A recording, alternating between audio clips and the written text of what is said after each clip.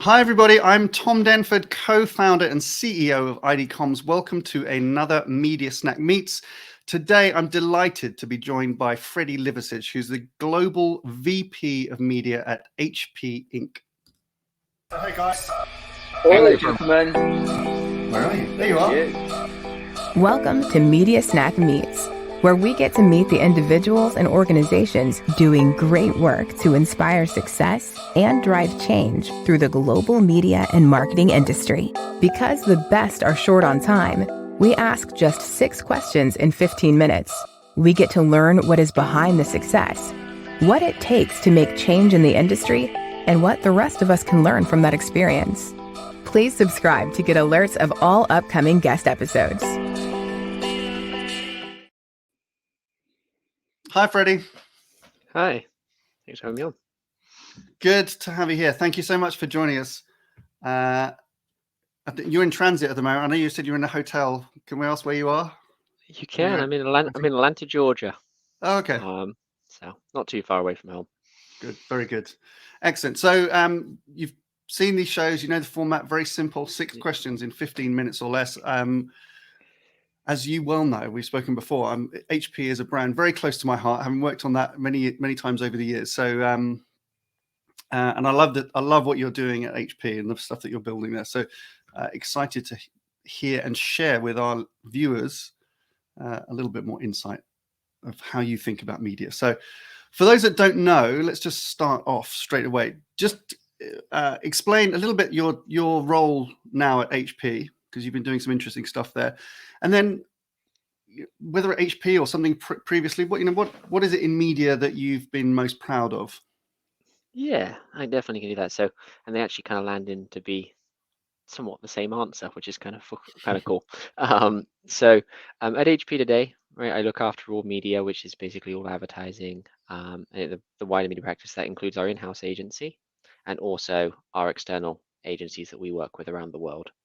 So I like to try and say, like, every piece of media we go out there, my team is looking after and making sure that it's going to the right, hopefully the right potential customer or returning customer. But what I've been doing at HP, so I've been at HP for 4.5 years now, and I've been building the in-house agency. That is what I've been kind of focused on, and what that means is the in-house media agency. So it's in-house buying, planning, reporting, finance, all of those pieces, and so that has grown to be about 80% of our spend around the world. We are buying in 70 countries now, so that is been really my focus, is kind of showing that benefits of the in-house organization. And I will be honest and say probably one of my most proud pieces of work I've got to do in my career. I've enjoyed building organizations, building teams. That's one thing I love to do. I like to kind of disrupt. And going from 4 years ago launching the first social ad for a Coachella thing we were doing, an event we were doing, to now having 150 people running media across 70 countries is pretty special. It is, and it's very impressive. It really is, because as we've discussed, lots of brands have experimented with this over recent years. Some been more successful than others. And until I started learning a bit more about the HP story, whenever it was 6-9 months ago, actually what you had built there is a really impressive operation, and I think will no doubt become somewhat of a case study that people will be kind of keen to learn more about. And I'm sure you're getting interest from your peers. Peers, definitely. I'm always happy to help anyone thinking about it. There is definitely reasons to in-house and there's reasons not to. And I think it's been pretty interesting. Good. Well, I mean, we'll come on maybe to talk about some of those things, because the next question is, from your perspective, and you've had a really good close-up view of media and its most forensic, but also within a very large brand marketing organization. So what's the best part about media for you personally? What do you enjoy the most? Personally for me, and I always joke, I started with programmatic media when programmatic was that dodgy kind of thing in the corner that no one wanted to talk about, right? It's where all the remnant inventory went to die. For me, it's I love the technology. I love the ad the ad tech and how we're able to utilize it to garner the best kind of advertising and media possible. I definitely think we went a little bit too far at points with what we did, right, and made it creepy or uncomfortable. But I do like, for me, my favorite part about media is the technology and how we can utilize it, and seeing different ways that people have taken tech and utilized it for their businesses to build brands or to drive e-commerce and so forth. Yeah. Yeah. Really good. So, and you alluded to it there. I mean, maybe this is related, but the biggest challenge. Yeah. I mean, Yeah. there's some big challenges in the industry, but we're always really curious, really interested from a marketer's perspective. You know, what all of us, you know, people with views on the industry always think that there's, you know, we're riddled with challenges. But what do marketers actually really think is the challenge of media? Challenge media. I could talk about death of the cookie. I could talk about AI. I could talk about so many different pieces, brand safety, X, Y, and Z. But for me, I think the biggest challenge in the industry is every single year I look at data points that tell me that consumers hate advertising.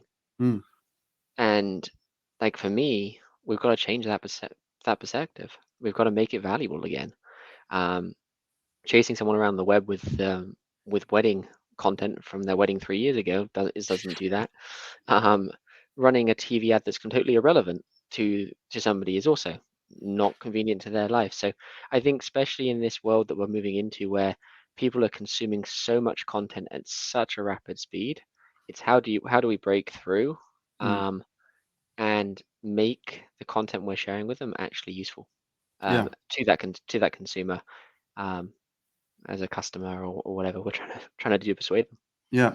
So that's, I think, the big macro challenge. So just to build on that, and maybe this is a slightly more off-piece question, but in the context of HP, as everybody knows, is a very, you know, it's a very thoughtful, mindful, conscious business, right? It has been since its inception, and it's always been, let's just say, you know, a kind of a conscious and aware business. In that, where does that kind of put you within that company? Because there is lots of focus and a little bit of controversy about media and what it funds and how it, you know, how it's affected us, and maybe it's even wider impacts on society and politics. And yes, there's 100%. we're increasingly aware of the responsibility that we have as kind of media decision makers. Where does that sit within HP? I mean, do you have kind of support to go and try and improve things? There's an encouragement to go and do that? Presumably they give you the freedom to make the right decisions for the business. Yeah, they definitely give me the freedoms to make some decisions. We have initiatives around sustainability that we have outside of the media industry, and then that then leans in to say, hey, look, how can you, media team, how can we support you to drive sustainability? Same with brand safety. Not that we've got it right every time. We've definitely had a few issues, but yeah, we've definitely had kind of the support to kind of go and push those. The other bit I would just say, like, we've been, it's actually come up as a topic really recently again, more so. We just dropped a campaign 2 or 3 weeks ago in the US about being the most trusted printer brand in the world. Well, the quality of the media we buy to make that statement, if we're not putting ourselves on trusted content, or we're not putting ourselves on, and I know that's a very politically charged comment, right? Trusted content. What is that? It's a real risk. So there's a lot of there is room and freedom, but there's also a lot of kind of concern around making sure that we are running on content that will allow people to continue to bring that trust to the business.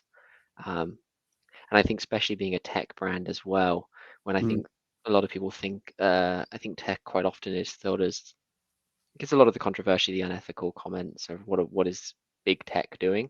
I think HP is trying really hard right now to make sure that when we speak in the industry, or speak to the possible customers, that we come authentically across, that like we're not to be scared of, right? Like we're trying to do the best, and that is a challenge.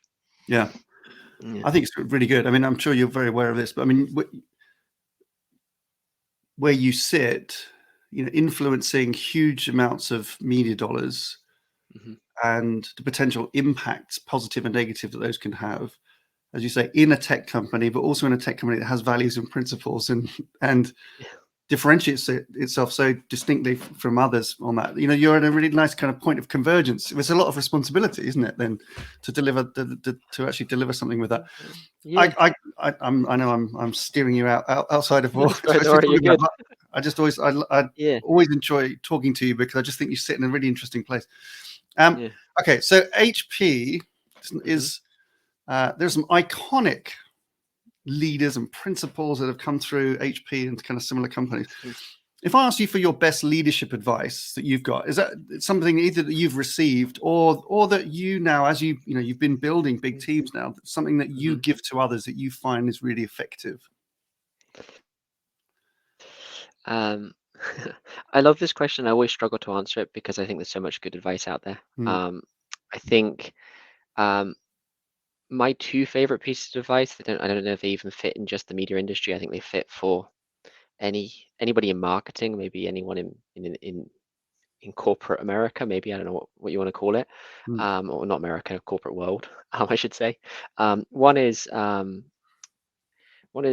treat your money like it's your own, right? I continually have to remind myself that, right? To your point, we're playing with quite big budgets at HP, and it's a dollar is still a dollar. So making sure that we kind of keep that in mind every time we go out there. It's not that's only a $50,000 campaign. Don't worry about it. It's still $50,000. So that was the one. The other one is I always get this wrong on how you actually say it, but this is a piece of advice actually I received from my father, funnily enough, which was nothing's really a problem until it shows up again the next day. And I really like that piece of advice. I think that a lot of people in the industry and in the world get frustrated by things that are happening, and so much things sort themselves out in 24 hours. So those are my two pieces. Again, I think there's so much good advice out there in the world. There's obviously bad advice too, but there's so much good. But those are two principles that I like to keep in my back pocket for when I'm making any decision, or also frustrated with what's going on. I love that. Thank you for sharing those. I think the one I tend to use, I'd say this to my kids. I mean, I use it in business, but I say to my kids is, it's very similar to your piece of advice, is just don't worry about something till it happens. Yep, I like that too. If it's going to happen, there's nothing you can do. You can waste so much energy and time worrying about, and I'm guilty of that as well. So I can't always follow your own advice. Perhaps it's easy to get. No, I'm with you, and I'll use an example right now. We're in a bit of an economy, not a great economy right now. There's a lot of budget cuts going across the industry. The number of people that I am talking to that are frustrated and tired because they're having to recut, they're doing replanning, or this is being cut, and I did all this work. It's the way the world is working, and I say to my team, especially internally, like us cutting a budget might actually be beneficial for the business at this short term. Like, it's a good thing. Like, take it positively, and like for me, that's a really good example. Not that I want to talk about budget cuts because it is a bit depressing, but it's something that we have to do, right? And it's just to your point, see what it looks like the next day. Let it come to you, work it out, and move on. Exactly. Very good. So that might lead us nicely. So into you've been working incredibly intensely. I know the last few years building this team, and building these internal capabilities, and taking on more responsibility for HP's media decisions. So, but outside of that, when you get time, how do you get away from filling your head with media? Riding a bicycle. That is, I actually think I used to be a big triathlete. I've ridden bikes for a long time. I spent a lot of time out just riding. Actually, the reason I'm here in Georgia is actually to race this weekend. It's actually not for work. And so that is what I do to stay kind of away. And I actually find that my time spent away from the desk riding a bicycle for sometimes 5-6 hours on a weekend is the way I solve problems at the office. And for me, that is it's my passion to keep me sane, but it's also my passion to actually think outside the box a little bit and get some time to really come up with ideas. Very good. Love that one. Yeah. Very good. Great, and good luck this weekend. Thank you, I appreciate it. On your racing. Is it road racing or Mountain downhill? biking. Mountain biking, yeah, cross country. So. Which is one of my neighbours is into that. It looks like organised falling down a hill. Sometimes. Yeah, I don't. Sometimes it feels that way. So Yeah, hopefully not this weekend. Good luck. Thank you. Okay, so you get a great, as I said, a great perspective of the industry. You've been right kind of in the middle of navigating that change on behalf of HP. So we look at hopes for the year ahead, and my question really is, given some of the challenges that we know that we're facing, some of them that you've talked about, where would you like us to be a year from now? What if we look back and say we did something really good? What do you think we could have achieved in this coming year?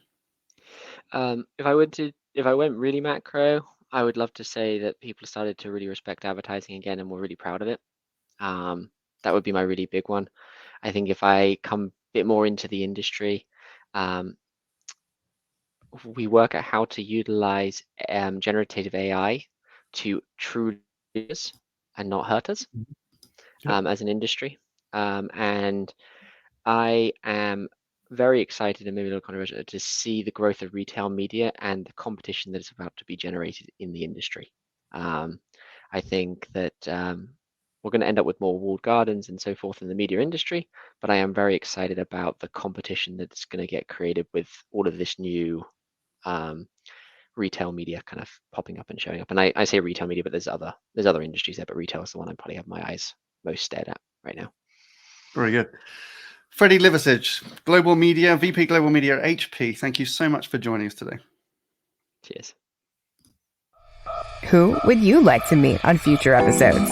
Please let us know in the comments below. Subscribe to the Media Snack channel, where you will also find previous guests, including leading marketing executives from companies like P&G, Uber, LVMH, Mars, IKEA, and many more. Plus, some of the industry's most provocative thought leaders, such as Belinda Smith, Sir Martin Sorrell, Wendy Clark, Gary Vaynerchuk, and Professor Mark Ritson. You can also get alerts to hear about upcoming new guests. If you liked this episode and think someone else would, then please share it. Thanks so much for watching. See you next time.